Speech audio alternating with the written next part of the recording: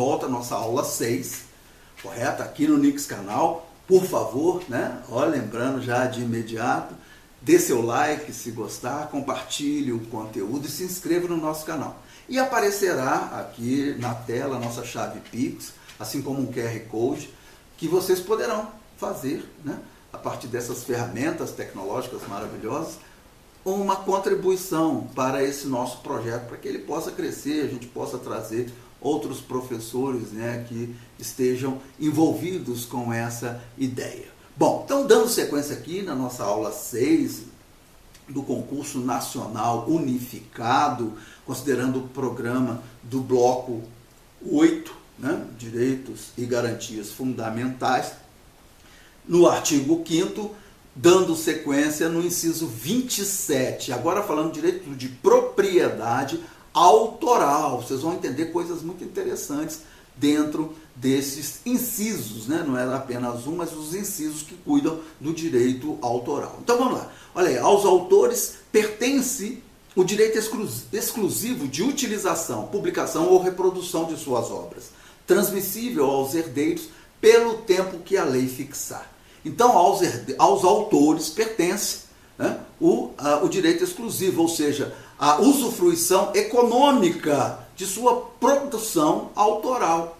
Tá? Então, compositores, escritores, teatrólogos, correto? E outros mais, artistas que produzem uma obra, têm a sua autoria numa obra, eles têm o direito sobre essa obra, principalmente o direito de usufruição econômica sobre a obra. Não, vocês vão ver que não é só esse direito de usufruição econômica, mas esse principalmente, porque ele que criou, tá certo? Tá? Então a Constituição está salvaguardando essa propriedade intelectual, perceberam? Tá? Então aos autores pertence o direito exclusivo de utilização. Publicação, então vão publicar se quiserem, não vão deixar o outro publicar, correto? De reprodução de suas obras. Olha, você não canta minha música, percebeu? Cara, não quero, tá? Então isso é importante, tá? Nós vamos dizer que isso caracteriza uma espécie de fiscalização. Transmissível esse direito autoral aos herdeiros pelo tempo que a lei fixar. E a lei fixa, há uma lei que regulamenta esse direito, correto?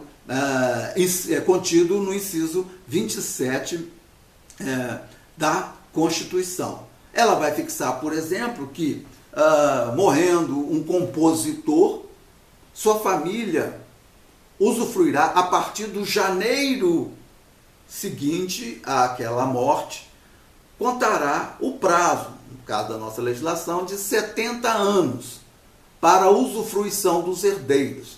Correto? Podem vender o direito? Pode. Correto? Se não quiser vender, vai usufruir por esse período.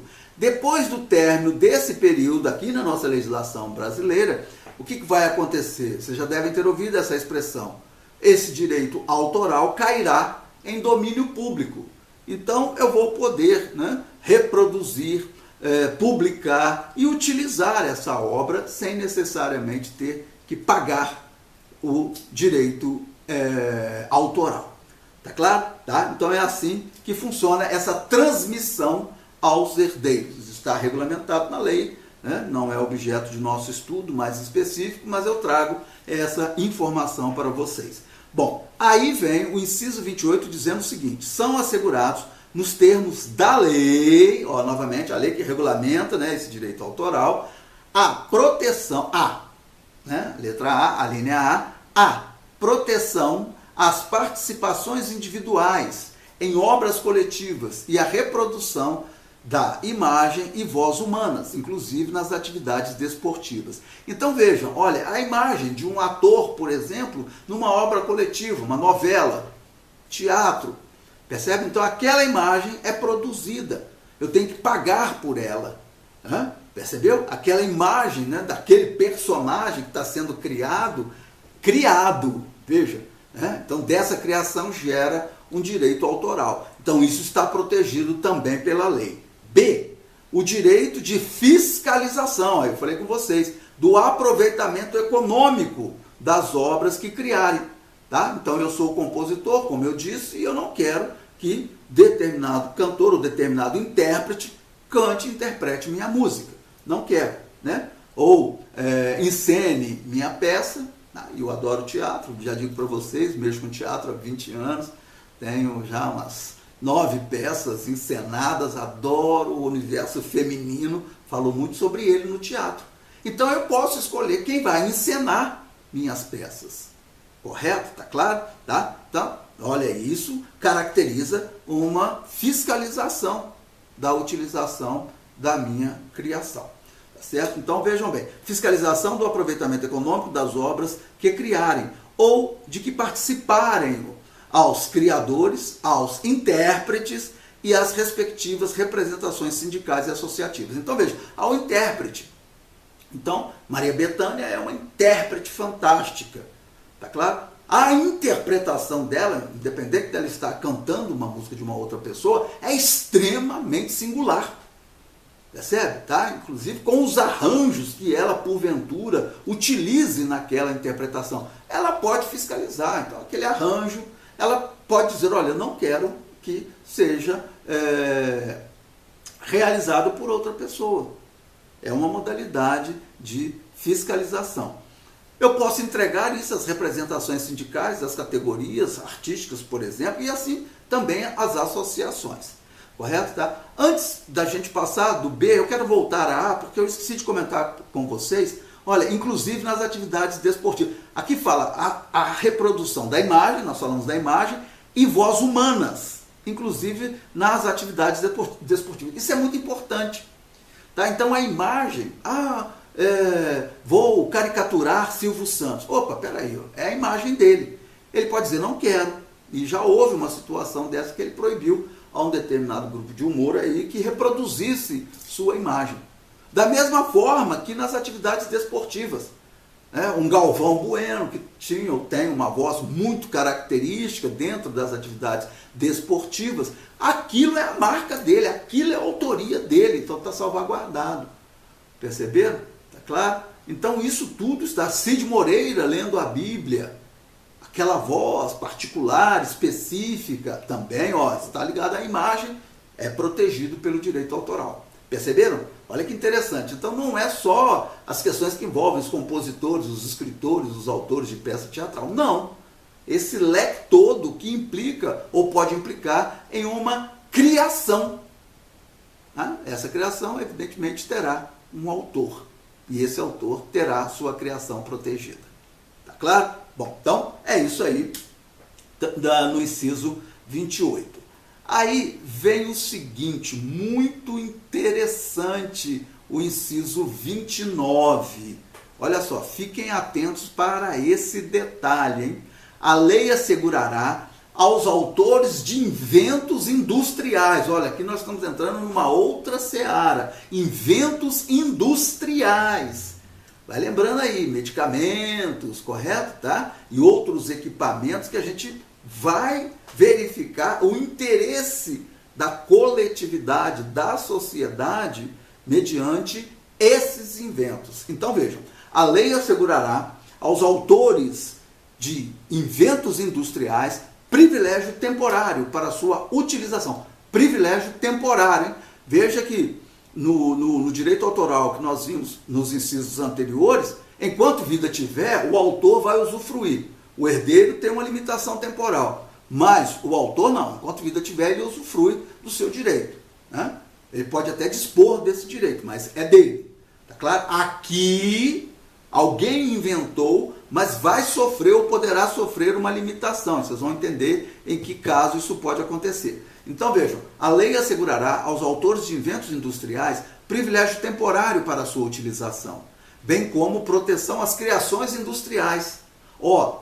Muda de situação, já eu vou explicar para vocês como é que isso funciona no texto. Tá? Bem como proteção às criações industriais, à propriedade de marcas, aos nomes de empresas e outros signos distintivos, tendo em vista o interesse social e o desenvolvimento tecnológico e econômico do país. Aqui, neste inciso 29, nós temos duas situações. A primeira eu vou ler para vocês saltando uma parte do texto, emendando no final, e vocês vão ver que bate perfeitamente. Vejam, a lei assegurará aos autores de inventos industriais privilégio temporário para a sua utilização, vírgula, para aqui, correto? Aí eu vou para o final. Então, privilégio temporário, hein?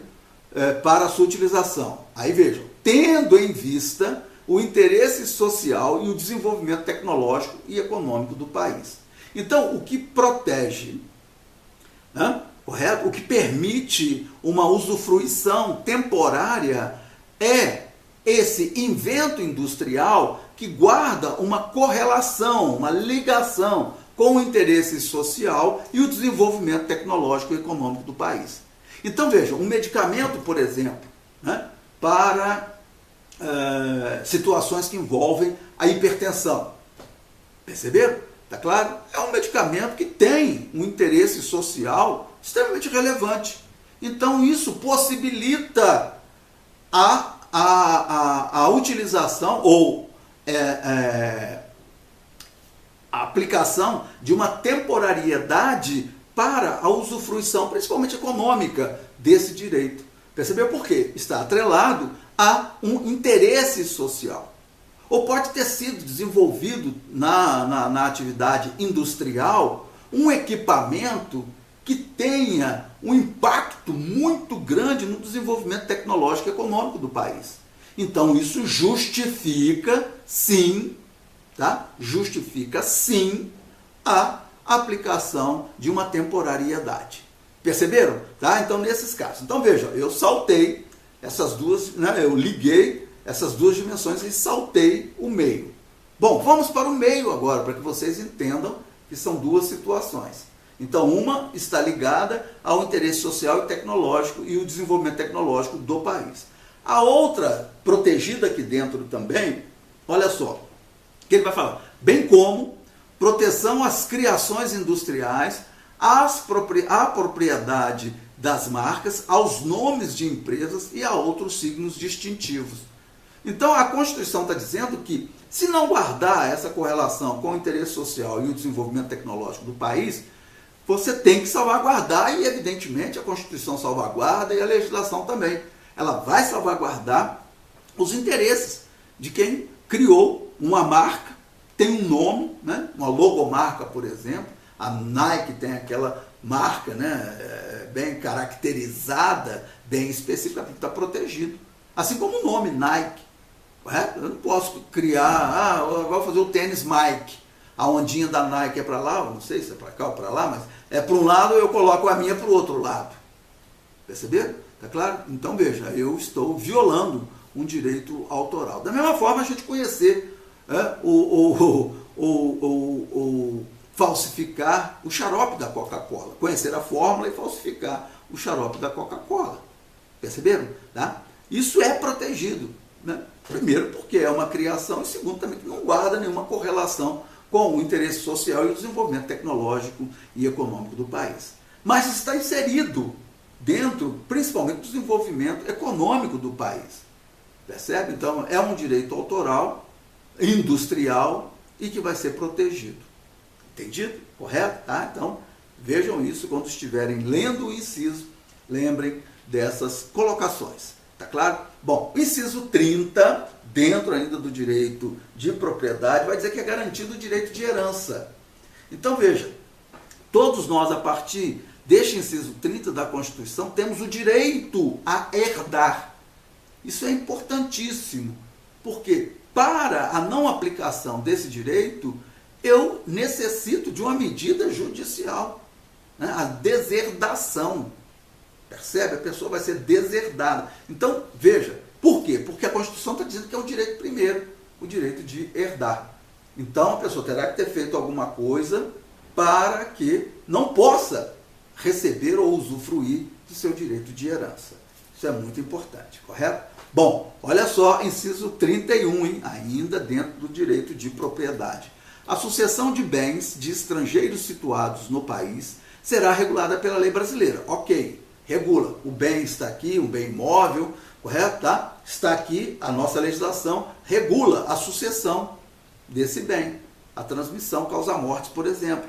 É tudo regulamentada aqui pela nossa legislação. Então veja, a sucessão de bens de estrangeiros situados no país será regulada pela lei brasileira. Então ele é estrangeiro, mas o bem está aqui no país. Então a nossa legislação se aplica em benefício do cônjuge ou dos filhos brasileiros. Correto? Tá? Então o camarada morreu, era estrangeiro e tinha um cônjuge brasileiro ou filhos brasileiros. A nossa legislação se aplica. Essa é a primeira situação. Sempre que não lhe seja mais favorável a lei pessoal do de cujos. Então, digamos que a pessoa seja colombiana, né? Morreu, deixou, tinha um cônjuge brasileiro ou filhos brasileiros. Aí, olha, e o bem está aqui no país, correto? Tá, o bem está aqui. Tá? Então, digamos, e tem outros bens, na Colômbia, por exemplo. Então, haverá, né, olha aí, um arrolamento desses bens, tá, um inventário e uma eventual partilha. Aí, veja, sempre que não lhe seja mais favorável a lei pessoal do de cujos. Então, digamos que haja uma lei lá na Colômbia favorecendo o cônjuge brasileiro ou o filho brasileiro. Percebeu? Favorecendo no quinhão, por exemplo, na parte que cabe. Então, a Constituição está possibilitando, ela faz uma exceção, ela está excepcionando sobre a aplicação da nossa legislação. Por quê? Porque há um elemento favorável lá no país de origem do proprietário desse bem. Correto? Tá? Em relação aos seus sucessores. Percebe? Cônjuge ou filhos. Entendido? Então, nesse caso, vai pegar aquela lei, né, trazê-la para um tradutor oficial e apresentá-la, seja no cartório ou em juízo. Percebeu? Então, ela poderá ser aplicada. De cujos é o morto, é o falecido. Perceberam? Tá claro? Então, há esse excepcionamento, essa exceção em relação à aplicação de nossa legislação no caso de sucessão de bens de estrangeiros. Correto? Certo? Então, isso é importante, hein?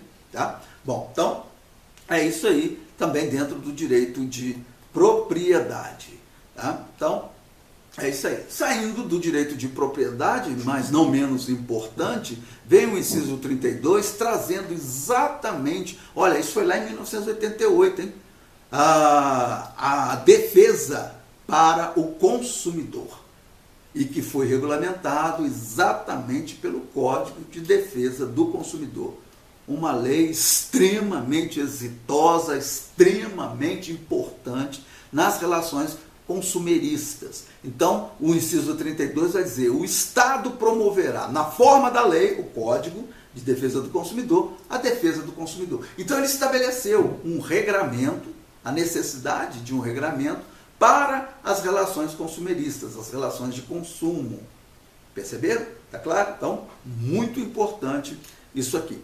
Inciso 33. Todos têm direito a receber dos órgãos públicos informações de seu interesse particular ou de interesse coletivo ou geral, eu vou explicar, que serão prestadas no prazo da lei, sob pena de responsabilidade, ressalvadas aquelas cujo sigilo seja imprescindível, olha aí, imprescindível à segurança da sociedade e do Estado. Muito importante isso aqui. Bom, mas antes eu vou fazer uma pequena digressão. O que é a digressão? Você sai do argumento, né, da fala que você está e sobe um pouquinho, né? Vai dar uma viajada, isso é uma digressão. Numa conversa, né, tem um determinado assunto, você vai até outro. Né? Então significa que você está fazendo uma digressão. É o que eu vou fazer aqui agora. Por quê? Porque é muito importante. Tá? Na Constituição, nós temos os famosos, que nós vamos estudar aqui, estão no artigo 5º também, remédios constitucionais. Tá claro? Por que remédios constitucionais? Ora, nós estamos vendo aqui direitos e garantias fundamentais. Percebeu? Tá claro? Então são direitos. Esses direitos podem ser feridos, violados. Então a própria Constituição, ela nos dá instrumentos para a defesa direta, a partir da Constituição, desses direitos que estão garantidos aqui.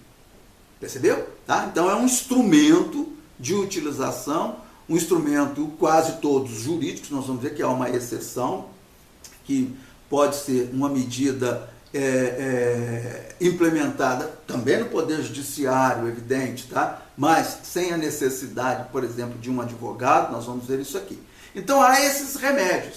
E alguns judiciais. E alguns entendem que há um remédio, correto, de âmbito administrativo, mas que também pode ser cobrado judicialmente, né, se porventura não for observado, aqui nesse inciso 33. Primeiro, quais são os remédios constitucionais? Nós temos o habeas corpus, correto? Mandado de segurança, tá? Habeas data, tá? Antes, habeas corpus, mandado de segurança, mandado de injunção, habeas data e ação popular. E dizem alguns doutrinadores, e eu concordo com